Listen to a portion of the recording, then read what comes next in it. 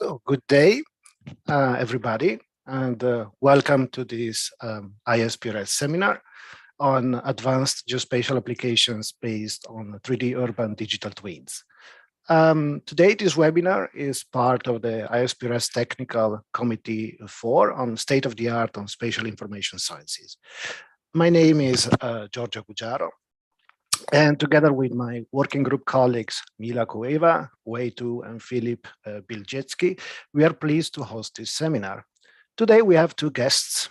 Both will present some of their experiences regarding applications based on urban digital twins, followed in the third and last part of the webinar by a discussion on an interactive question and answer session. Our first speaker will be Professor Desislava Petrova-Antonova from Sofia, Bulgaria, while later on we will listen to Dr. Jushin Park from Seoul, South Korea. I won't say much more about them because they are going to introduce themselves in a few minutes. However, before we start, I would like, however, to remind you, if you have questions, to write them in the question and answer space in the Zoom graphical user interface instead of the simple chat space. This is because this will help us later on sorting out questions from normal chat communication. So please, again, use the question and answer. You will find the icon and the button in the lower part of the Zoom window. We will then collect the questions and ask them for you either immediately after each talk or at the end of both presentations. So it's time to start, and I'm glad to leave the virtual floor to Professor Desislava Petrova-Antonova, who's going to present the first talk. I wish you all a fruitful webinar and see you later on during the webinar. Thank you, Giorgio. I'm going to share my screen now.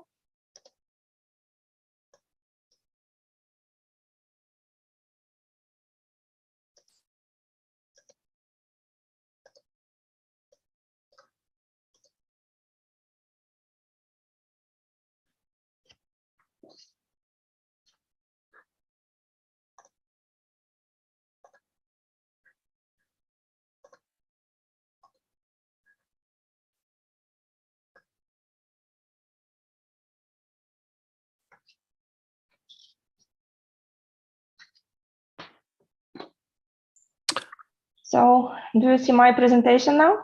Yes, you can start. Okay, thank you. Thank you.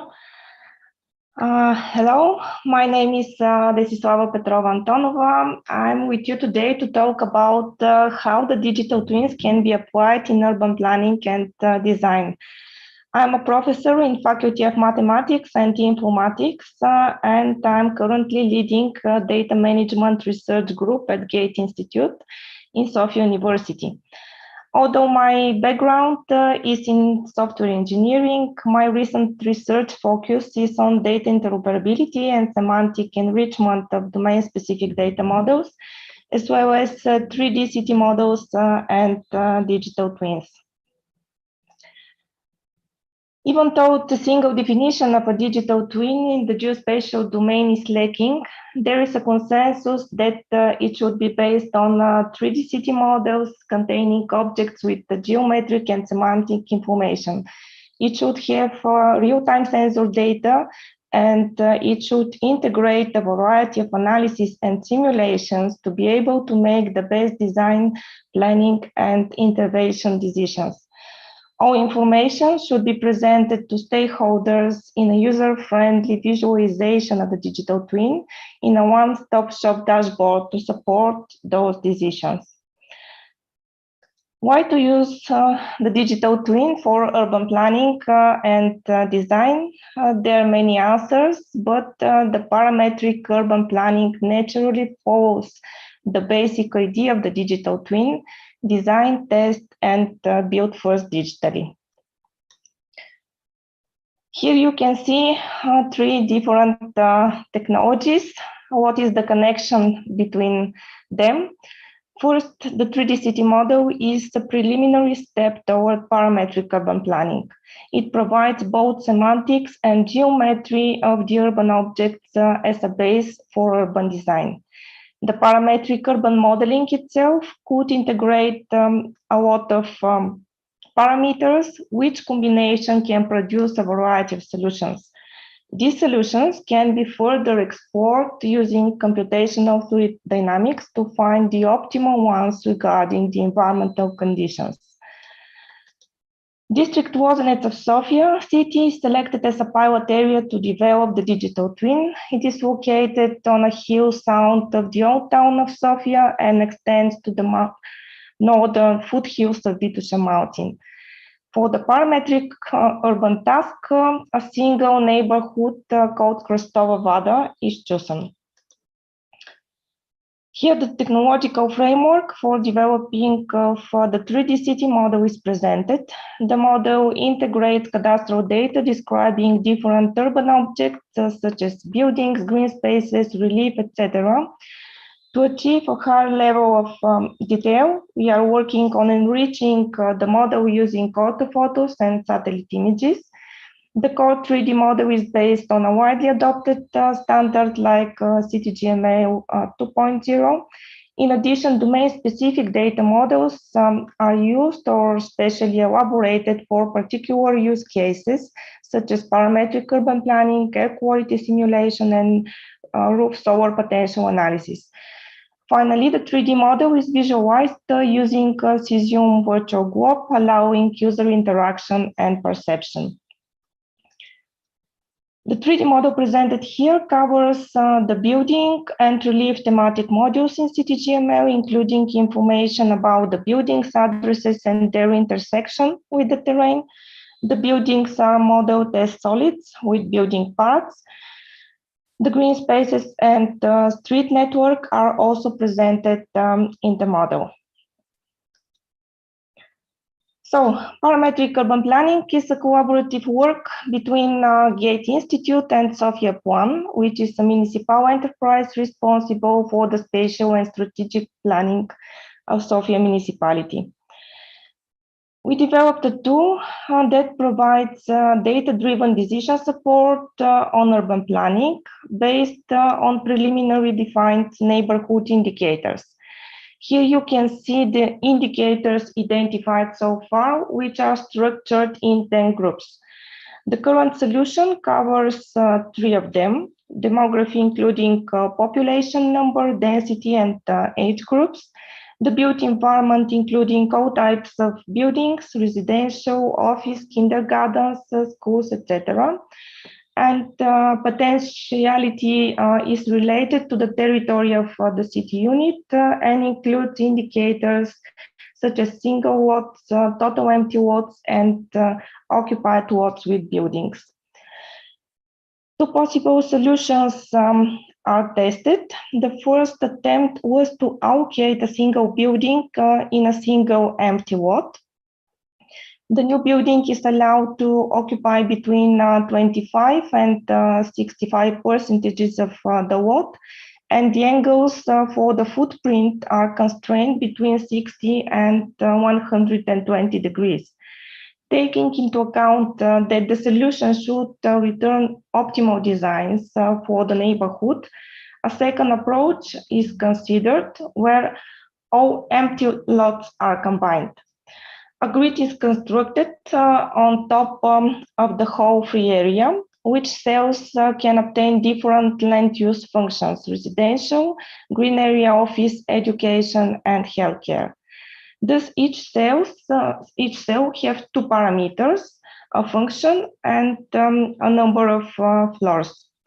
The goal of the algorithm is to find solutions that satisfy the gross floor area per person for each land use function. The floors of the buildings should be between 1 and 8, and the green spaces are supposed to have 1 floor. One constraint is implemented regarding the distance between the buildings, namely this distance should be larger or equal to 1/3 of the height of the tower building. The main steps of the implemented algorithm are as follows. First, a grid with cells of 2 by 2 meters is generated for the combined 3 lots. Next, the grid cells are randomly initialized using discrete distribution for the land use function. The neighboring cells having the same land use function are combined to form a common building. And finally, the gross floor area for each land use function is calculated and compared to the required one. The proposed solution is automated using a genetic algorithm. The entire concept of the genetic algorithm is based on the famous quote by Charles Darwin. It is not the strongest of the species that survives, not the most intelligent, but the one most responsive to change. So, how the genetic algorithm works? Let's take a hypothetical situation where you are head of a country and to keep your city safe from bad things, you implement a policy like this. First, you select all the good people and ask them to extend their generation by having their children. Next, this repeats for a few generations. And you will notice finally that you have an entire population of good people. So similarly, we need a population of good urban designs.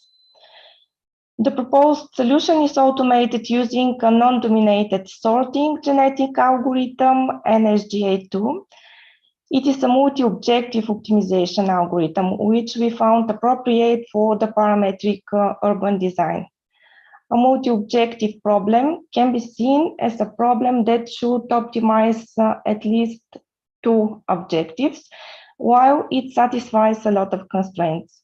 It deals with conflicting objectives, meaning that while one objective increases, the other decreases. There is no unique global solution, but a set of solutions, and therefore the purpose of the algorithm is to provide an optimal solution set, which is called the Pareto optimal set. I will now go deeply in the NSGA2 algorithm itself. Here you can see its idea, one step of the algorithm. So first, a non-dominated sorting is performed in the combination of parent and offspring populations, and they're classified based on fronts, here F1, F2, etc. They're sorted according to an ascending level of non-domination, called non-domination rank. Next, new population is filled according to front ranking. If one front is taken partially, like F3 here, crowding sort is performed that uses crowding distance, which is related to the density of solutions around each solution. And finally, offspring population is created from the new population using crowded tournament selection, crossover, and mutation operators. Here you see one solution generated by the algorithm and visualized as a 3D model. A 5-dimensional Pareto front is presented on the right, where the red points correspond to the 3D model on the left.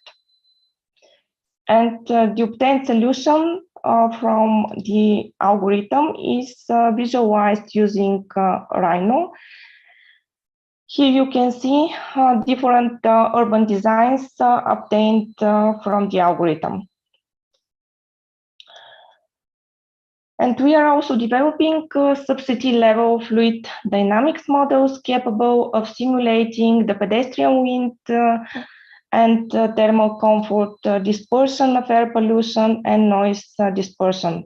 The design solutions produced from the genetic algorithm can be further explored using these CFD simulations. The first step before to start with the simulation is to decide on the domain shape size and required level of detail for the CFD modeling.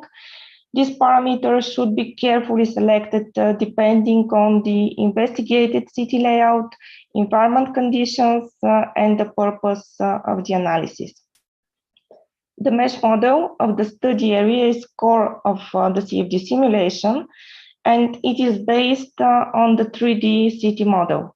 The input data for the mesh generation includes a digital terrain model and building footprints.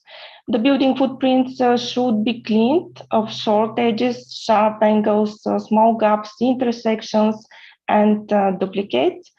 Where possible, contacting objects should be combined into single solid to reduce the number of model elements. For this step, a workflow in FME Workbench is implemented. The refinements are performed automatically to some extent to eliminate small gaps between polygons or manually in QGIS. The topologically irregular polygons are removed. The terrain contours are elevated and simplified.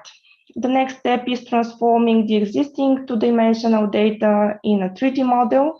For this purpose, Rhino and Grasshopper are selected due to their robust capabilities in working with solid geometry. The refined building footprints and the terrain contours are loaded into Grasshopper via a plugin dedicated to importing geodata for further extrusion. The buildings are extruded and elevated. The extrusion is performed in the negative Z direction to avoid possible discrepancies and errors during the intersection with the solid body of the terrain. Finally, the building solids and the terrain are merged into one watertight solid body, which is imported as a step file into ANSYS Fluent for mesh generation. The geometry of the model is further cleaned using the SpaceClaim geometry editor provided by ANSYS. For the mesh generation of Cristobal Vada, we have used the watertight workflow of ANSYS Fluent modeling. And here, our windfall simulation around one of the highest buildings in the study area is visualized. As it is seen, the CFD simulations are a powerful tool for the exploration of urban designs. Unfortunately, the creation of an automated workflow applicable for different urban designs and suitable for different analyses is possible only a certain extent. Critical engineering judgment is essential at every step of this workflow to assess the validity of the result produced by automated procedures and apply corrections where necessary. And this brings me to the end of my presentation. Thank you.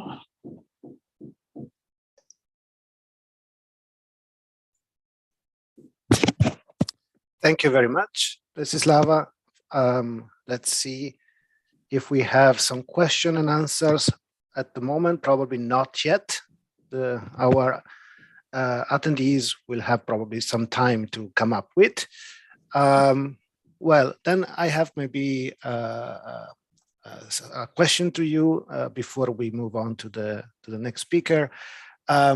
So you were mentioning that you're using a genetic algorithm. What are the benefits, in your opinion, and why are you using it, the one that you mentioned, to solve the multi-objective optimization problem? Yeah, the genetic algorithms, and especially NGSA2, has three main advantages.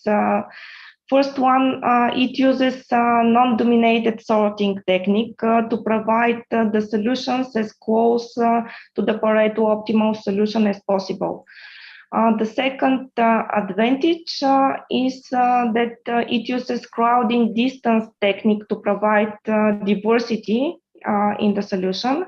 And the third one is that uses elitist technique to preserve the best solution of the current population in the next generation. So the elitism ensures that the fitness of the best solution in a population does not degrade as the generation advances. And in fact, using elite parents increases the probability of creating better offsprings. For multi-objective optimization problems, individuals found in the non-dominated front are considered elitist. So. Okay, thank you very much. I see we have actually in the chat one question, which is what data is required for urban simulation? I think this is a pretty generic one. And again, I would kindly ask our attendees to write the questions in the question and answer chat window, which you can find in the lower part of your Zoom. But otherwise, yes, this is maybe a short question to you, or could be potentially very long, but this is Lava. You mentioned some of the data that you're using. What would you like to add in terms of data for this kind of urban simulation that you're using? Yeah, actually, we need information about the built infrastructure to know the different types of the buildings in the area and their gross floor area.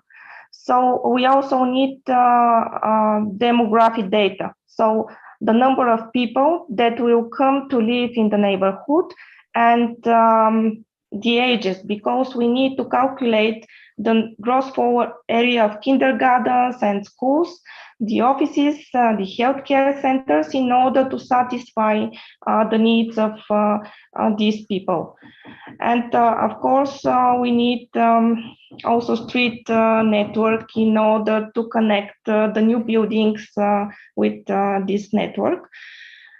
I think this is for the parametric urban planning, and for CFD simulations, we need also information about the terrain, because to perform CFD simulation, we need to create a solid body, buildings and terrain, and to clean this geometry in order to simulate the movement of fluids, for example, air pollution or wind. Okay, thank you very much. I think we will keep some other questions for the last and third part of the webinar, where we are going to come back and answer some more questions. I would like to thank you, first of all, Desislava, for your talk, for your very interesting talk. And now it's time to give the floor to our second speaker, which should actually turn on her webcam. And yes, please, Chushin, you can start the presentation as soon as you're ready. Okay.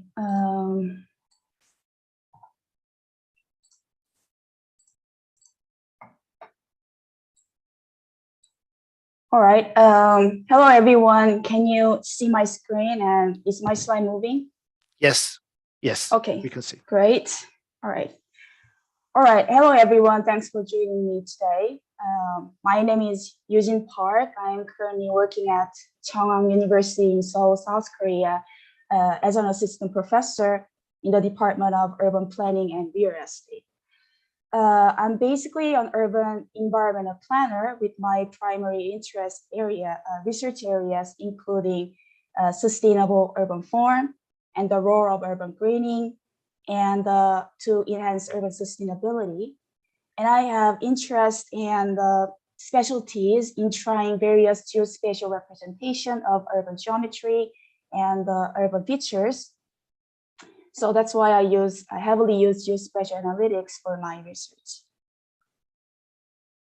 So in today's talk, I'm going to share sort of use cases of 3D digital city models for urban microclimate research, especially for urban heat mitigation and urban cooling strategies. So first of all, I'm going to lay out the common context for these following two studies that I'll present. And then I'll explain their methodology and a few key results. And then finally, I'm going to discuss possible future challenges. One of the prominent features of climate change is an unequivocal increase in the average and extreme temperatures around the globe and among urban communities. So devising a natural and design-based solution to combat this rising heat is currently a very important urban planning issue. And at the center of this issue or solution is urban geometry, which is a physical arrangement of natural or artificial urban structures and features.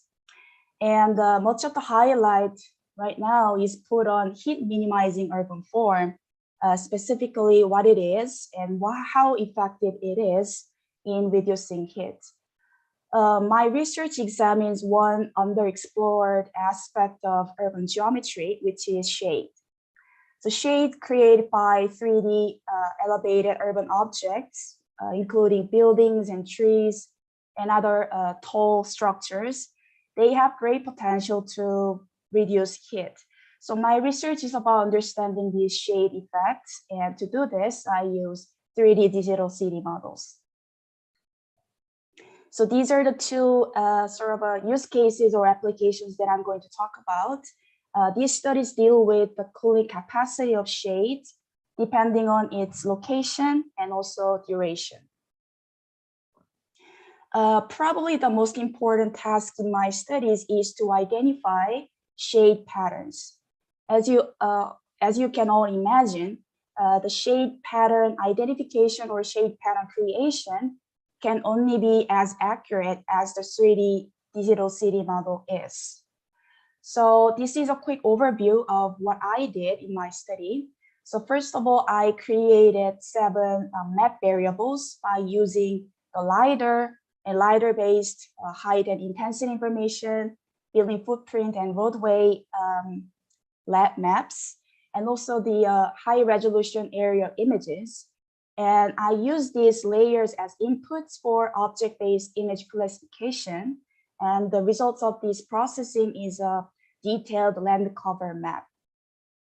And by combining this land cover map with the surface elevation information derived from LiDAR, I was able to create a digital twin of the neighborhoods or the cities in the study area. By the way, the study area in this study is Columbus, Ohio, in the United States, where I studied my PhD.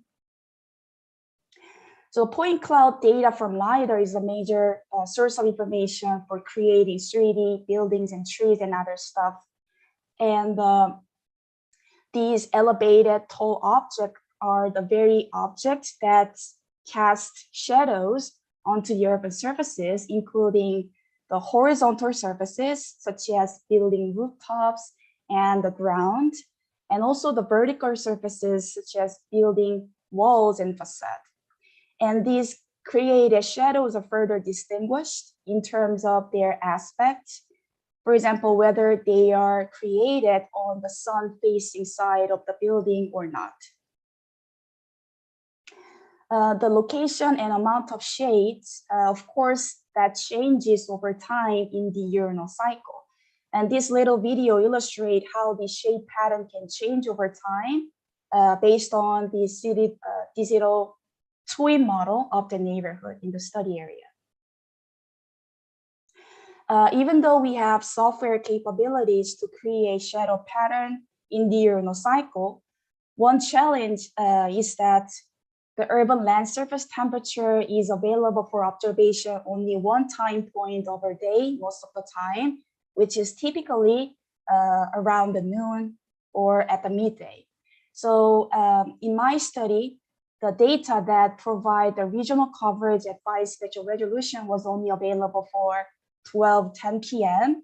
So the thermal data in my study reflects the thermal situation at 12:10 p.m. And that's why I picked up the shade pattern that was created between 11 a.m. and 12 p.m. And based on this identified shadow pattern, I calculated a series of variables that indicate different quantities of shade on different types of surfaces. And one of the findings, the findings show that the shade has a critical role in mitigating heat, sometimes more important than the land cover effects. For example, the residential developments that have like artificial surfaces like building rooftops and building itself, and also the roadways and the artificial pavements, and also the trees, they can be thermally cooler or at least thermally comparable to those open grass fields if a large proportion of those areas can be under shade, therefore can be protected from direct sunlight. And for example, those residential development here, it turns out that they could enjoy a reduction in temperature for about 4.4 degrees Celsius if that neighborhood can create a large amount of shade. And also it is found that the shade can amplify the cooling effect of natural and vegetated surfaces and features. And at the same time, the shade can mitigate the heat burden contributed by the artificial surfaces like roadways and pavements and buildings and parking lots, etc. And with a much better understanding about the actual heat roads mitigated by the shading, so I was able to test the impacts of two greening scenarios here. One scenario is about the tree growth, and the other one is about the tree planting. So in the figure here, the points in blue, they represent the locations of existing trees in the neighborhood. And the points in yellow, a little bigger points, they represent the locations where I am going to add additional trees, 20 more trees. The left-hand side figure, they show the original neighborhood where the trees are very sparse and they are pretty small.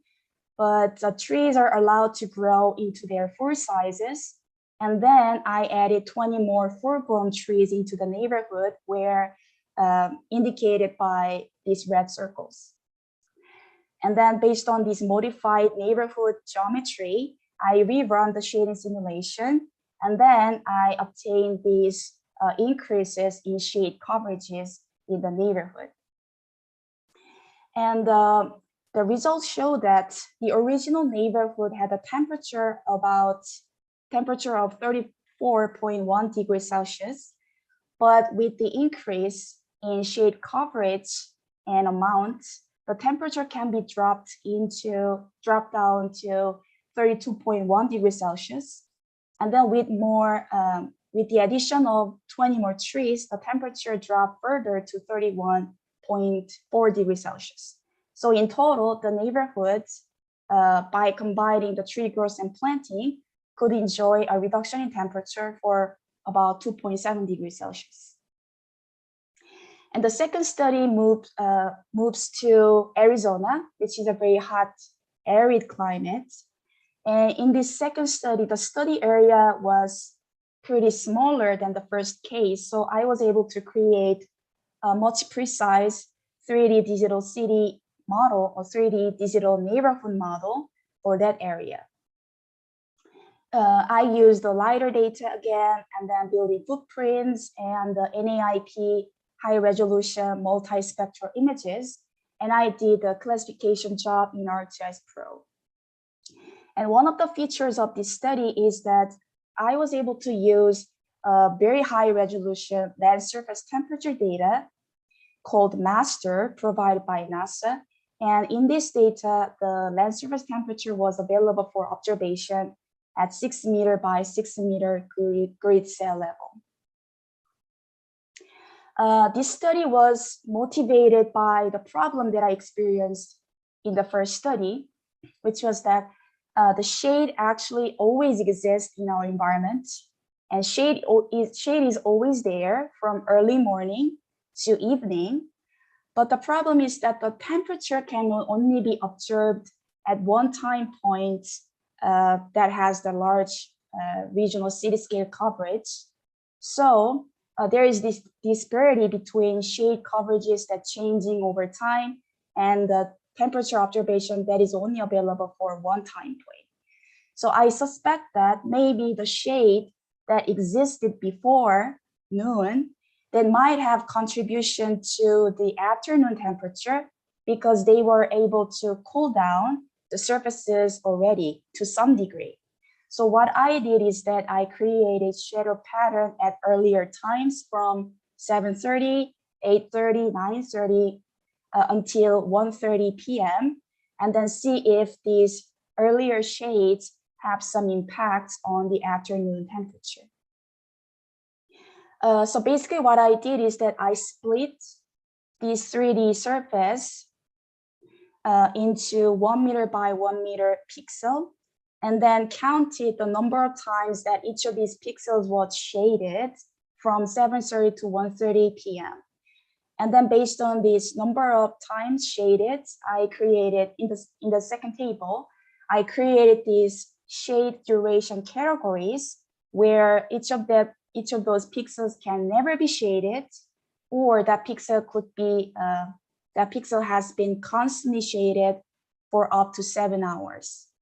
And the results show that as the shading duration increases, the temperature gradually becomes lower and lower. So for each of the lamp cover type, the temperature is the highest when the pixel has been never shaded, and the temperature is the lowest when the pixel has been constantly shaded, therefore protected from the sunlight. And when I tested this relationship between shade duration and the afternoon temperature in the regression modeling, I was also able to confirm that the shade at earlier morning, and also of course, as well as in the afternoon, they all had significant cooling contributions to the afternoon temperature.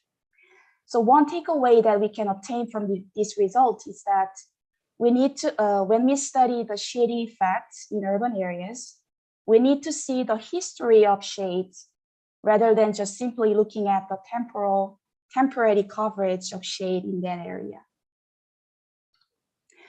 At the beginning of this presentation, I mentioned that shade effect has been underexplored in urban planning so far, even though it has some positive benefits for our environment.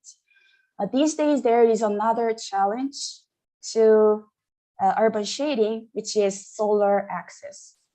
So this newfound emphasis on solar access or solar energy development requires us to remove shading from our urban environment. So solar panels installed on houses and maybe some of the building walls, they need as much sunlight as possible for optimal energy development. So that means we may need to eliminate sunlight from the buildings or from our ground in the neighborhood. So city officials and maybe the planning authorities are now faced with these two options that are pretty different in reality. So the shade as I've already explained, shading can help reduce the ambient, also the surface temperature. Therefore, it may help us to consume less cooling energy in summertime. But solar panels on the buildings and also solar energy, they could also help us to clean our urban energy system as well. So, given these advantages of these two different options, we may need to, find a way to balance these, between shade or solar. And also the advantages of these two alternatives may be quite different depending on which context that you're looking at. For example, in the lower density areas that I've shown, maybe this shading by trees, I would call them nature-based solutions, may make sense because it will be great for our ecosystem as well. But high-rise cities and pretty compact cities in the metropolitan areas, maybe tree shading may not be that effective as I found in my study. So in that case, maybe solar development make more sense than the nature-based solutions. So in any way, I believe in our way to finding the answer to this question, I think 3D digital city model can help us to do various types of experiments in virtual environments that's close to our living environment. All right, thank you. That's it. So I would appreciate any questions from the floor. Thank you very much, Jushin, for your nice talk. And let's see if we have some questions from the public, or maybe I can also call the other co-chairs to join the discussion. Oh, yeah. Maybe Giorgio, I can ask one question. Yeah. Thank you very much for the nice presentation, Eugene. It was really very interesting. I would like to ask you, when you propose to plant new trees, do you also consider whether the need of other resources, like, for example, water supply or something else? Do we need something else? Does the space also allow for planting new trees? Actually, the answer is no. So when I was creating the second scenario, the tree planting scenario, I just simply picked up the location where there is no tree. But in reality, I think in arid climate like the Tempe area in the second study, I do believe that we need to consider the future, necessity of water resources when we decide the location for trees. Obviously, in this dry region, trees consume a lot of water resources. So therefore, we need to consider that aspect definitely. Yeah. Thank you very much. I see we have a question from the public, from Vincent Toure. Is it possible to split the temperatures of the buildings between facade and roofs? And because it could help to find a balance between the tree shading and the PV needs. So this is another question to you, Jushin. It is actually a pretty good question. So the data that I used actually in the first study, the resolution of the thermal data was 30 meter by 30 meter resolution. So it was not possible to separate the temperature, the differences in temperature between building facade and the building rooftop. So in the first study, it was not possible. But for the second study, the thermal resolution was 60 meter by 60 meter grid cell level. So it was partially possible to separate the temperature between the building rooftop and building facade. But as you can imagine, the way that these temperatures are scanned from above in the sky by the airplane can only scan the temperature of the kind of horizontal surfaces, so that only the rooftop. So it was not feasible, it was not possible to observe the temperature on the building facade. But as you suggested, if we are able to get the data that shows the temperature of the building facades that is separate from the building rooftop, I guess it is possible to analyze the independent impact of installing PV panels and also the benefits from tree shading. Okay, thank you. I see there is another question to you, Jushin, and from Giorgio Caprari. So since the shade depends pretty much from the shape of the building, so from the form, if the building and the vegetations are not in LOD2 or LOD3, the application doesn't really reply reality. And there's a big rate of approximation. How do you tackle this topic or this aspect? Yeah, so there is always this trade-off between the sophistication of the level of detail of the 3D model and also computing capabilities and computing capacity. So in my model, as you notice that all of the buildings are in level of detail 1 or sometimes LOD 1 plus, but it's quite simplified form. But in my study, the geographic coverage is at the kind of a municipality level. And even though the second study was smaller, so I need to consider these too much details on the building site might not be beneficial to cover, implement the analysis at the regional scale. But I do believe that the LOD level 2, level of detail 2, maybe might cause some differences in the shade pattern in actual simulation. So it's definitely worth trying. But the tree shape, as far as I know, the shape of the trees in my study is actually cutting edge, I guess.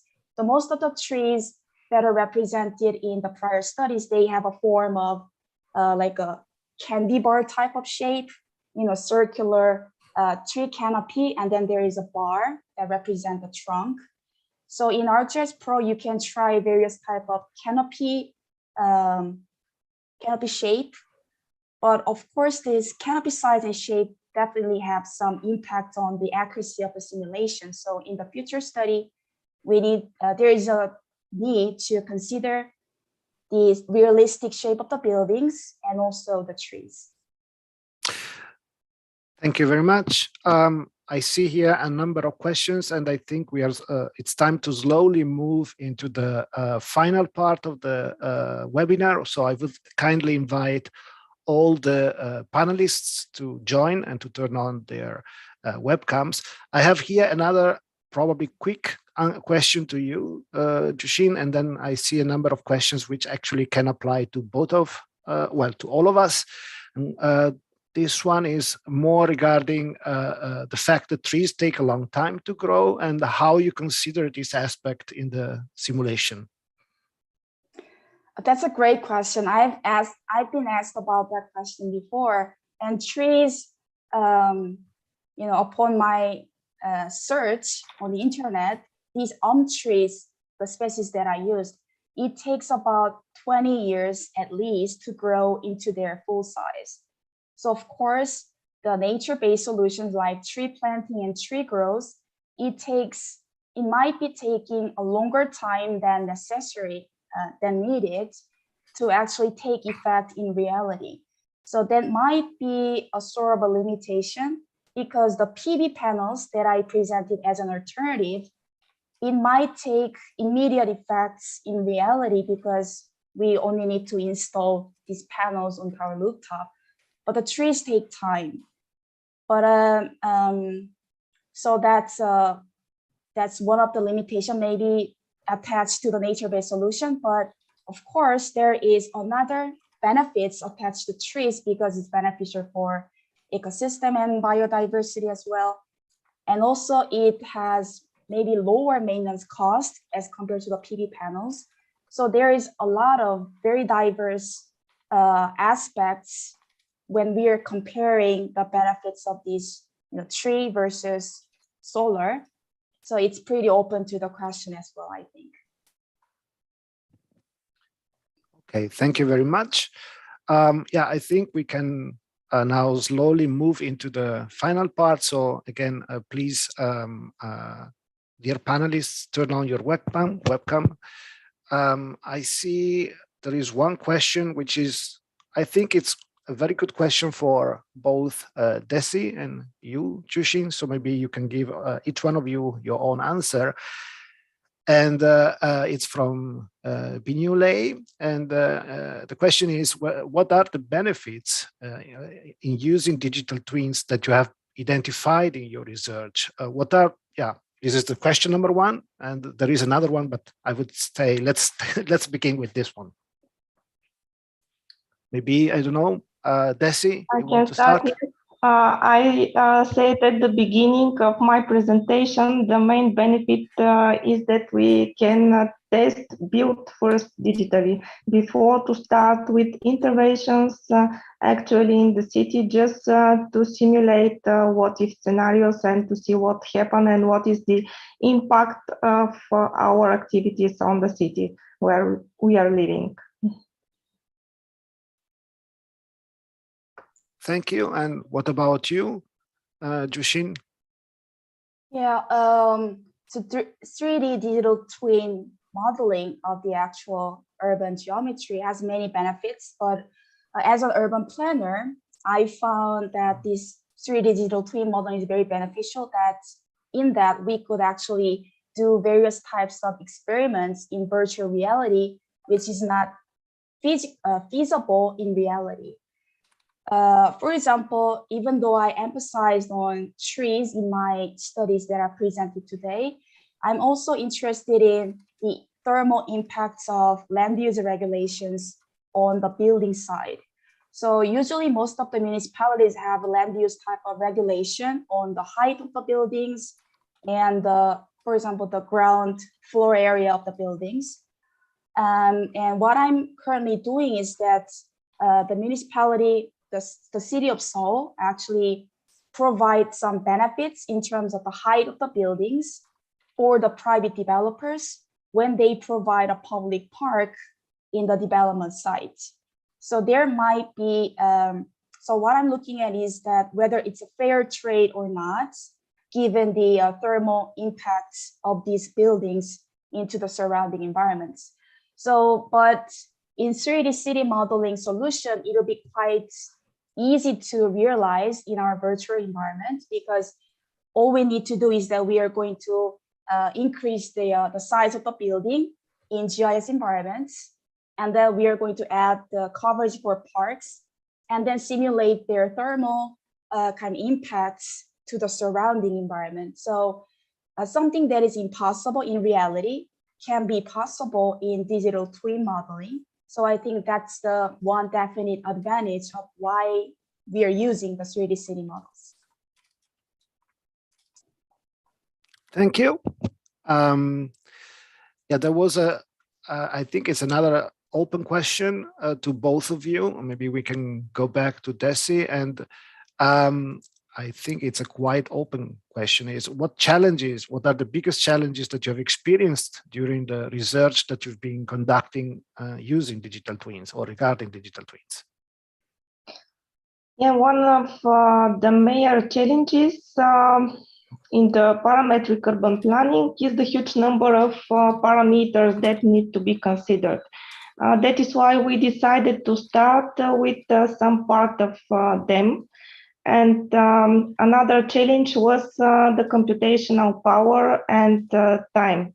To solve this issue, the genetic algorithm was parallelized, which cut the execution time in a half. So a challenge is also to automate the whole process. And that is why our future plans are related to integration of additional parameters and constraints in the design generation, and then try to remove the manual intervention and to combine all these tools to provide the end-to-end solution. Thank you. Same question to you, Jushin. Yeah, so one of the challenges that I experienced is related to the scale of modeling. As an urban planner, I am interested in the modeling that covers a city scale or at least district level, but it is not a problem to construct a 3D city model at city scale or even the regional scale. But running a simulation at this scale is still technically quite difficult. So I personally use ArcGIS Pro as a simulation software. And I needed to divide this regional scale model into sub areas that are pretty small. So that I need to run this simulation multiple times so that I could exhaust all these regional scale model. So it was really time consuming, and it was not possible to automate this process. I needed to develop an additional great deal of coding to automate all these processes. And then I need to divide these models into separate subsections manually as well. So the current challenge, I believe, is that there is a disparity between the constructionable scale of the 3D city model and the operable scale of the 3D city model. Okay, thank you very much.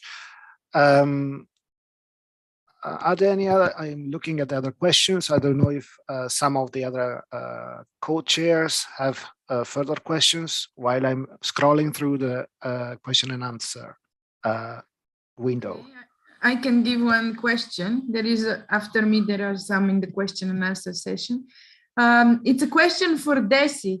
Desi, what is the level of interaction between your approach, your results, and the external stakeholders? For example, how it is used, how it was accepted by the external stakeholders, and in general, how do they see it from their point of view? Yeah, actually, we collaborate with Sofia municipality, Sofia Plan, in order to create the parametric modeling tool. So all the parameters and constraints and rules and regulations are given by them. So we created a multidisciplinary team in order to create these tools. So they provide domain expertise, and my team at Gate Institute provide technological expertise. And during this collaboration, a lot of things were refined in the tool.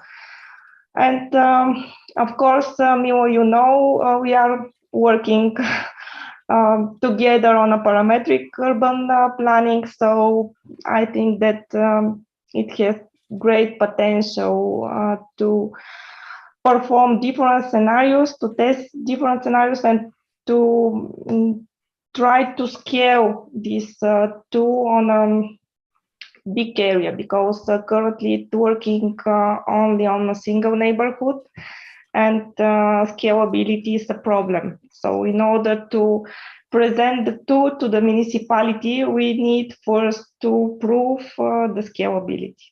Yeah. Oh, by the way, yeah, I take the chance. There is a question from Edgardo Macatulad, sorry for the pronunciation, which is also going this direction. And how do you deal with scenario? And probably this is also a question we can ask to Jushin later. You are presenting a number of scenarios. Is there a way to deal with them from a visual point of view, so in terms of visualization, but also in terms of dealing the data resulting from different simulation scenarios? And that's a question to you, first of all, Desi. How do you deal with this heterogeneity of scenarios in terms of visualization of the results, but also data management? Actually, visualization is not a problem, because we have shape files of different scenarios produced by the algorithm, and then we can visualize them either in a web application with Cesium Ion, because we can transform this in CTGML format, and other in Rhino and Grasshopper to be visualized. But the real problem is to perform CFD simulations on all these scenarios, because the mesh generation is an exhaustive task. The process is not fully automated. And our future activities are focused how to actually automate the process of mesh generations for scenarios produced by the genetic algorithm. Thank you. Maybe Jushin, the same question to you if you want to answer. Yeah, so in my study, actually, the scenarios were quite more like an incremental type of addition to what it is in reality. So most of the time, the urban planning scenarios are the kind of incremental addition to the reality. So it's really not quite difficult to come up with scenarios. But of course, when we are developing a new city, or really we are open to finding a really optimal solutions, there might be an indefinite list of scenarios, I believe. So we might need to bring in other, the kind of criteria from outside to be able to narrow down the feasible candidate scenarios for the simulation for the sake of time. Thank you very much. Are there, I'm looking at the questions. We are actually nearly reaching our end of the day or the session. Just a second. Okay, maybe from the panelist, Mila, do you have a question? Okay. Yes, I would like to ask open or general question to both of our presenters, maybe in the same order. First, Desi, in your opinion, in your experience, what are the main challenges, open issues that need to be solved to reach the next level? If you can give some advices, some specific concrete suggestions what are your further suggestions? What is your opinion on that? As a future work or just challenges? I would say more as a future, what you expect in future. What is, according to you, the biggest challenge? What needs to be solved to reach the next level? Could be applied to your own work? Also a bit more in general. Yeah. One challenge is to go on a higher level of detail of the 3D city model, because currently we implement LOD1, but the challenge is LOD2 in order to model the geometry of the rooftops of the buildings. And the situation here in Sofia city is too complicated, too much different shapes of the rooftops, and we are looking for a solution to solve this problem. And based on this more detailed model, we then move to create a more detailed mesh for the study area, because again, when we perform wind simulations, we need information about the rooftops. So this is a challenge and our next step to go ahead. Thank you, Desi. I hope we can jointly reach to a solution for this problem. It's really a challenging one, I agree. But yeah, hope soon we will manage to find a automated solution for it. Yeah. Thank you very much. Yeah. Maybe from Jushin, the same question. I totally agree with Desi. We needed this automated kind of mechanism of operating 3D digital model and simulation. And I want to add just one thing, is that probably for the further development of the 3D digital modeling field, I guess maybe two things is needed. That is transparency on the data side and also methodology. How each of those digital city models were developed is a pretty critical information in terms of determining its public reliability and accuracy. And also the availability of open source software, I guess. In South Korea, we, in research institutions, in most of the research institutions, this 3D, the software that has 3D modeling capacity is not free, and most of the institutions are not supporting this for the researchers. So the further development and further provision of open source software may be helping lower the barriers for researchers interested in this 3D city modeling, especially in developing world, and also some of the developed world, including South Korea. Okay, thank you very much. I think we have reached the end of the webinar. I look at the time, we are a little bit over 1 hour. Well, first of all, I would like to thank you, both our speakers and the panelists and our colleagues at the ISPRS Student Consortium for supporting us. I hope the public enjoyed the presentations today and the follow-up discussion. I think it's going to be recorded, and it is recorded, and it should be published online, well, as soon as possible.